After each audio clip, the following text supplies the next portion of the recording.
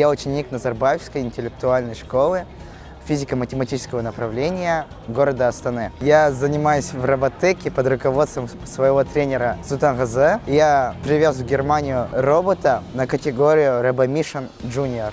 Это мое первое участие на таком международном уровне. Узнал много интересного от других участников других стран, познакомился с ними, завел друзей. Я хочу, чтобы направление робототехники продвигалось, и участники следующего ВРО от лица Казахстана заняли первое место. На Олимпиаде ВРО я участвую с 2016 года от имени двух школ: НИШ города Петропавловск ХБН и НИШ города Алматы ФМН.